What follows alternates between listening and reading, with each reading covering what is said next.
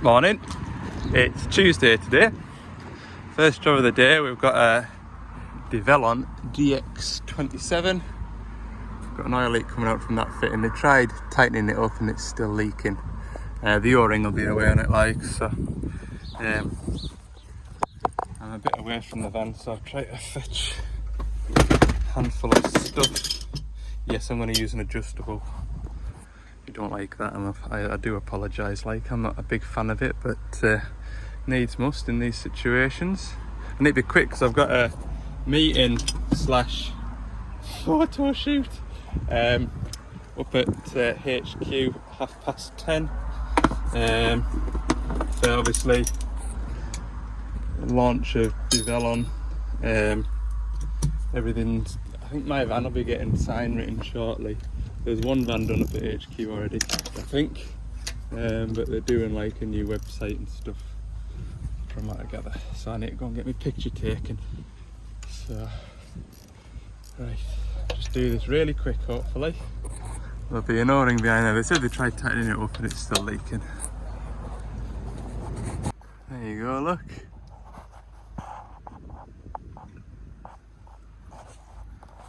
Nice and easy one for the morning. We'll get that peeled out. Hopefully. It's a shame because I don't want to take all these brackets off, but I might have to in a minute if I can't get the new one in one piece. There we go. Oh. There.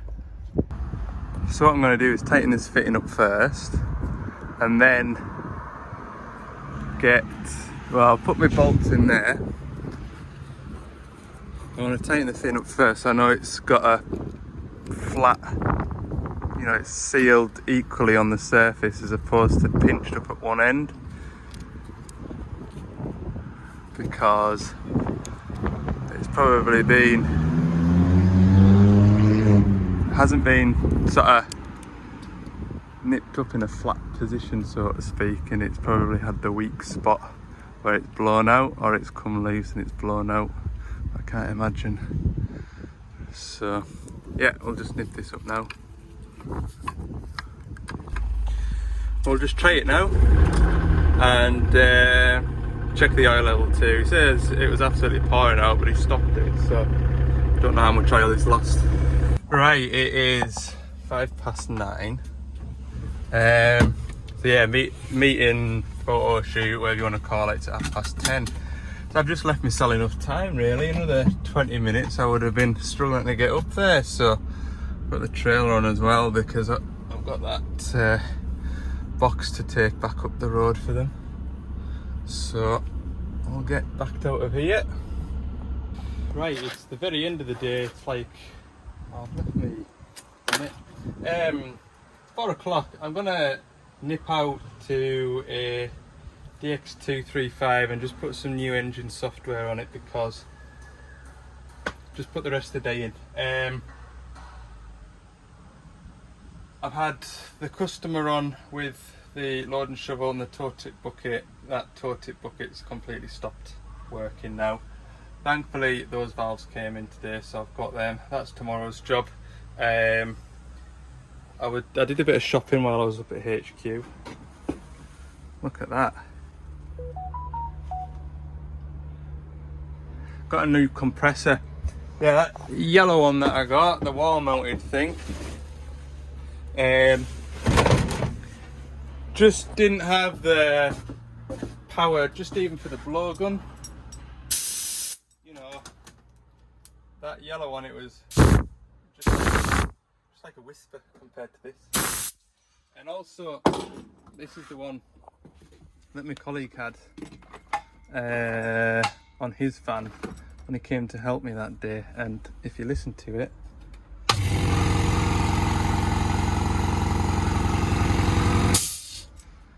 so quiet, 59 decibels. So yeah, it's been an expensive hose reel. I've robbed the hose reel off the old one that I had, say the old one, the 2-month-old one. There's no point having something that doesn't do your job, is there? So I just says, you've got it in stock, it's there, I'll have it. So I need to go and do some work now to pay for that. Also, that I've been waiting for that for about 4 months, 5 months. Yeah, that's the wrong bit. I just feel like I need to go and achieve something today. That oil leak that I did this morning obviously just isn't enough. So yeah, I'll go and put some software on a digger and see if that fixes it.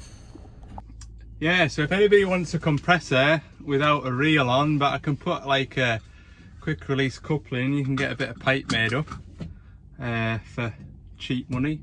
It's good for, it'll blow car tyres up, no bother at all. Apparently it'll run a staple gun or a nail gun. It just doesn't, all I want it for is to blow radiators and things down. It just hasn't got enough blow about it. So yeah, it's only been used half a dozen times, but there you go. Right, I'll nip out and have a look at this 235, put some software on it and see if we can keep on going that way. So this 235, what I'll do is I'll tell you which episode to go back to if you want to know the lowdown. I'll just put this password in, hang on. So yeah, what was I saying? The history with this machine, basically the driver will be running it and he'll go from, you know, not touching the machine controls and it's in idle, goes to pick up his hydraulics to work it, you know, from auto idle, so you'd expect the machine to rev up, and as it does, it starts to sort of miss on, I would say, like 3 cylinders. From what he said, it sort of starts as though it just says it runs like a bag of spanners. When that happens, there's 3 fault codes occur. So back in, I think it was December time or January time, I came, had that rocker cover off, checked all the wiring from the injectors back to the ECU, load tested the wiring for the injector harness, everything of that, checked the resistance through all the injectors and the resistances were all the same. And in the finish of what we did was we had a spare ECU which we put the latest software version on and put that onto the machine to cancel out it being an ECU. And I never heard anything for a while, but to be fair, the machine was between jobs, so it sat for a while. Anyway, it went on to a job and it sort of started doing it once a fortnight, and then it got to the point where it was doing it every other day, but it still didn't do it while I was on site. So we contacted Doosan and they sent us engine software files, so I'm just going to fire that onto it, just let them run it and see what happens from there. I think an injector, when it gets hot, it's shorting out, because what can happen, I know with the injector harness, I've had it where the injector harness is shorted out against a rocker arm or something, and that knocks a bank of 3 injectors off, which has a similar sort of effect to the machine. So that's what I think's happening, the injector's shorting out, but it could just be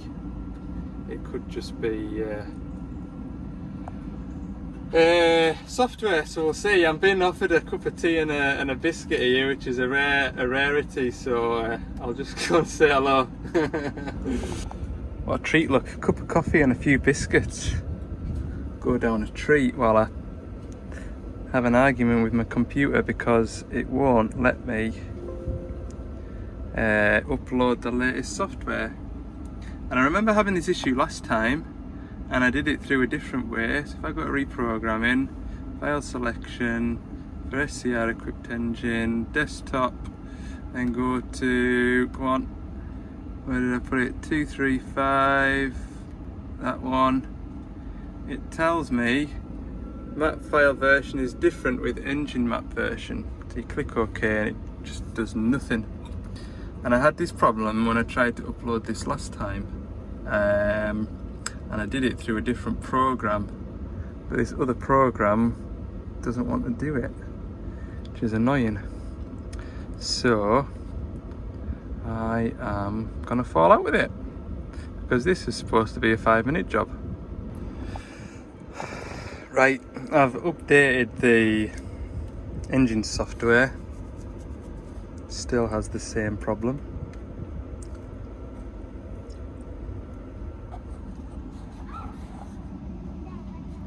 Bit annoying this now.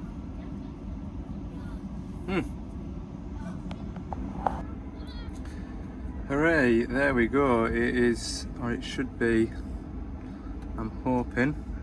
There we go, it's started.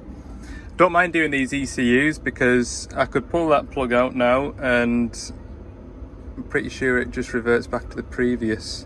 There we go, I've got an ECU gauge panel communication error now, which means that it's basically the laptop's taken over communication to the ECU. And as that file uploads now, pretty sure that if anything happens, that lead falls out, the battery in the laptop dies. All I need to do is restart the upload process. The ECU isn't sort of written off as they would be if it was a Perkins ECU. So I don't mind doing these. Yeah, I don't mind. If it was a Perkins ECU with that battery level there, I would, I'd certainly be having my van running and my laptop on charge. But this won't take long. Look, we're at 16% now, 17 now. So yeah, we'll put this software on and let it go back to work on its next job, and we'll see what happens from there. There we go, complete. So all I need to do now is give this machine back to the customer, let them have a go with it and see what happens. It's always the way, isn't it, when you think it's just going to take 5 minutes. I had my wife on the phone at about 5:15. What time do you think you'll be home? I said, well, just about to start doing a ECU remap. I'll be another 15 minutes here, so I'll be back by 6 o'clock. 3 minutes past 6 now. So yeah, no, it's always the way. I've got a fair big day tomorrow. A lot of travelling. So yeah, we're going to put those valves in, and then I've got another valve to fit on another digger. So yeah, all is well. See you in the morning. Morning, 10 o'clock. I am at my first job. I'm going to have a nice little ride out today. Proper little tour of Yorkshire and whatnot. So this isn't as far east as I'm going today. I'm going almost to the coast. So yeah, I look forward to it. Just got to nip in and put these valves in this digger. This Cricket. Yeah, not even a Cricket, tow-tip bucket. Site manager phoned us yesterday, and apparently it's just got sort of the machine's just got worse and worse as time has gone on. Couldn't wait till Monday when I'm going to be coming to do a 4,000 hour service on it.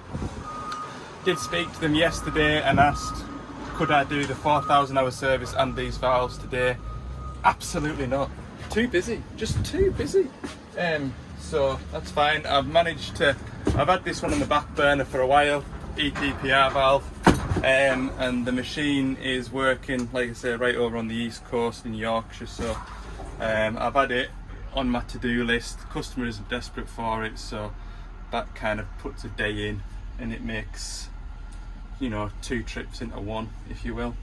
It's just, like I say, I'll be back here on Monday then to service this machine, but it is what it is. Let's get it done. We'll change these valves out. So when I've got here, obviously this machine's been parked up. I would imagine it's been parked up since they phoned me at about 3 o'clock yesterday. So what I'm just going to do is just make sure there's no pressure in the system, turn the ignition on, rock these thumb wheels, see how everything's just settling out there. Just make sure there's no pressure. And then I'll vent the tank, make sure there's no air in the tank.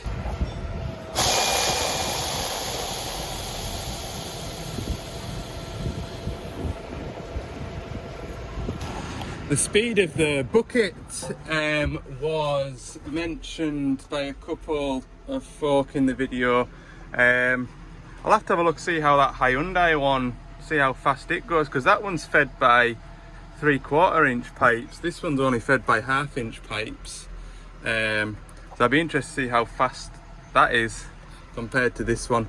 I've just been into the dash and I think I've been able to turn it down as well. But obviously I'll have to change this valve out and then have a play with it, try and turn the speed of it down. It does seem a little bit fast, but the problem is I'll be used to it now, so when I turn it down I'll be back on the phone going, oh, it isn't as quick as it used to be. But if it prevents sort of breakdowns like this, then I'm all for it. Like a couple of 24mm bolts will get that cover off. There's a pet hate of mine. Burying a couple of those valves right in there among all these polystyrene S's. Oh no, they'll be all over my van, look. Goodness me. Could have gone in a nice padded jiffy bag. Right, just shut the lid on that quick before any more of them escape. So these are the valves. They do look very similar to what I've got, apart from their orange rings instead of white ones. They do look very similar. I've noticed they've got lock nuts on, whereas the ones that I have on the machine don't. I'll show you the difference in a moment. Here's a funny story.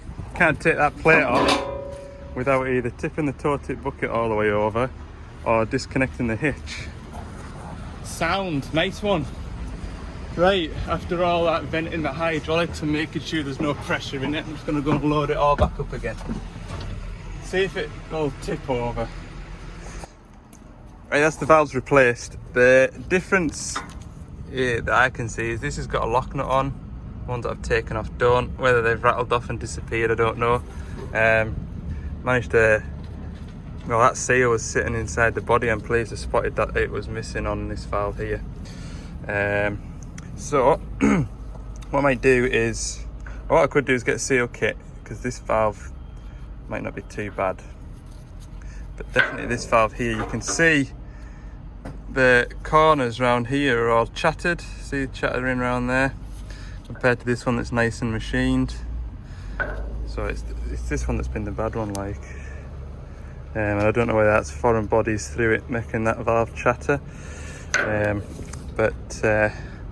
Yeah, we'll tip it over now and try it out. Right, and apparently I'm talking to the driver there, and that Hyundai is really slow and he doesn't like using it. So he likes this one a bit more. There we go.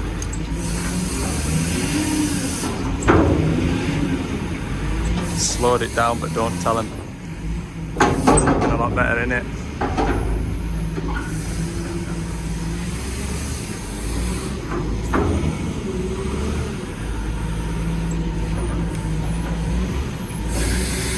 Yeah, the flow rate on the third service was at 7 and I've turned it down to 3. I think that's a bit more sensible, isn't it?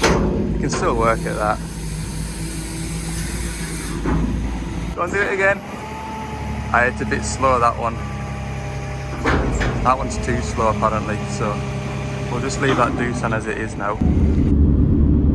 We're dropping down towards Scarborough now. It's a long time since I've been down here, or across here. Long time. Very busy with tourists. You can well imagine it'd be a nice day out, won't it, on a day like today? Weather's good, 20 degrees. Might go and get some fish and chips. Only once I've finished the job that I'm here to do, of course. But yeah, definitely one of the best parts of the job. Having a little cruise about, seeing what's going on in other parts of the country. Very nice.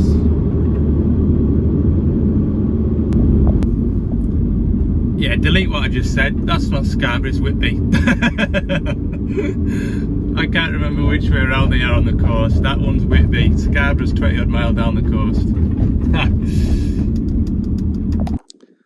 So, here we are. I'll be a good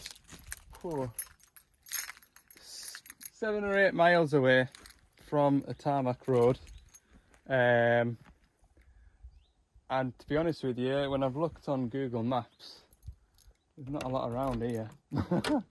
And there's an elderly coming. I heard a car pulling up along the road, and I thought it'd be forestry commission or something, asking what I'm doing here, or you know, just checking in. And there was an elderly couple in a Nissan Qashqai with the grandchildren in the back, asking whereabouts they were and how can they get out of here because they're lost. They've been stuck in here for the last hour or so. So I've been able, hopefully, I've been able to point them out in the right direction. But yeah, it's funny what you find in the woods. Right, what am I here for? This machine, what doesn't work? Two-way circuit doesn't work. Two-way circuit doesn't work. So I was on the phone to the customer, got him to do a couple of tests, which I'll show you. I'll just get this machine a bit close to the roadside because I'm going to be down under there in the muck. So I'll just fetch it over there a bit where it's clean. So what is the story with this machine? This machine was tasked to tidy up a road with a tilting bucket. Tilting bucket requires a two-way flow, one-way, two-way to tilt the bucket. That bucket would not work. When he went into his machine settings, this machine is predominantly used for digging or mounding. So we go to work and we select the scissors, because if you imagine it takes scissors like that, that's a two-way action, isn't it? So we put it into scissors, and then the fella puts his dead man lever up, and goes to rock his thumb wheel to tilt the bucket. He said it went one way, but it didn't go the other way. Now if you listen to this, when it drops back down to idle, there's nothing there.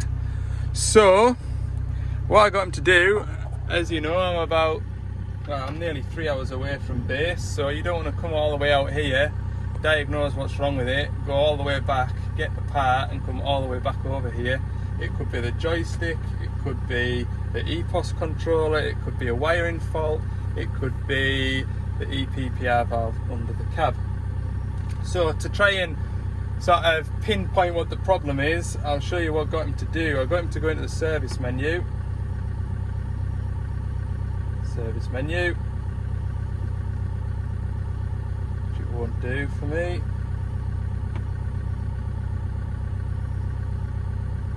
Service menu. So what we go to is monitoring.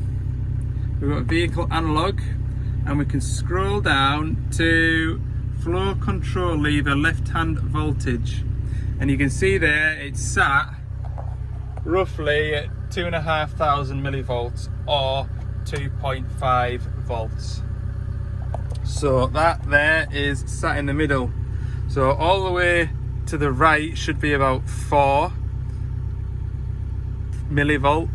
volts or 4,000 millivolts, and all the way to the left should be about 1 volt or 1,000 millivolts. So as I rock it that way, you can see it's about 1,000 or 1 millivolt. And if I go all the way the other way, you can see the machine recognizes it. So that tells me that that thumb wheel is working correctly, and that the EPOS behind the seat is seeing me doing that, right?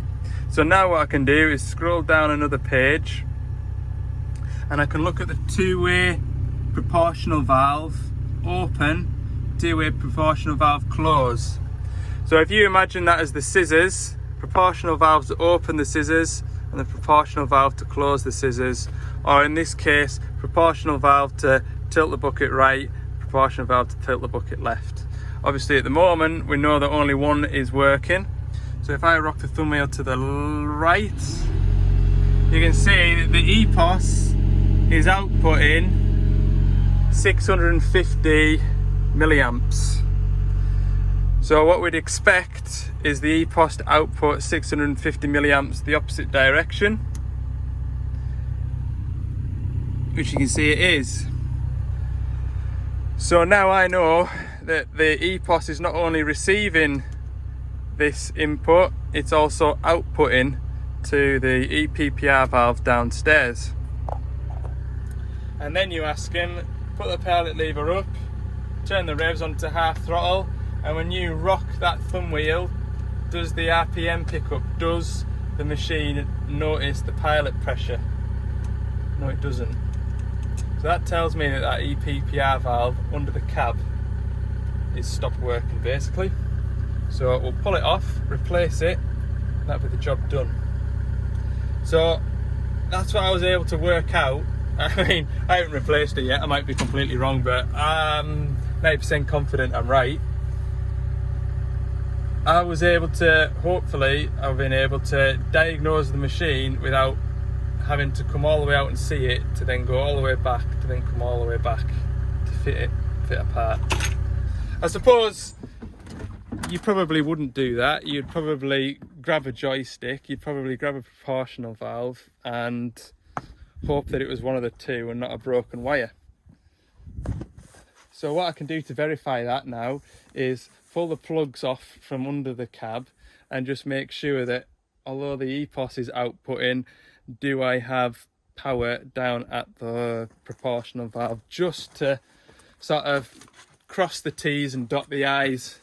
But experience leads me to suspect the valve is at fault, because like I say, the machine, for I would imagine 95% of its life has been in dig mode, and that the two-way mode hasn't been activated, and the proportional valve has gone bad. So we're out with the old and in with the new. Just need to swap these fittings over. 2 seconds with that. There we go, new one. Let's go and put it on. Right, this is all put back together. We'll fire it up. And there we go. Working as it should.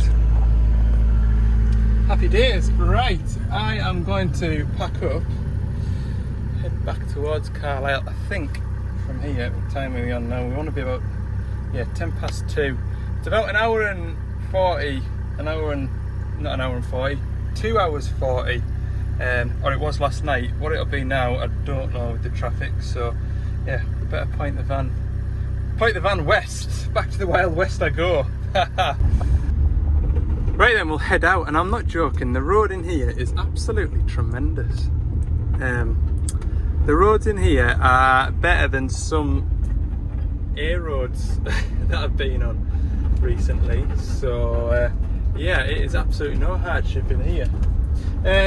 I'll round the video up at that, because unless there's something on my way back home that's broken down, then I don't think there'll be anything more to add to this video. So I hope it's been a good one. I won't know until I've stitched it all together. I hope you've enjoyed it all the same. If you have, let me know, give it a thumbs up.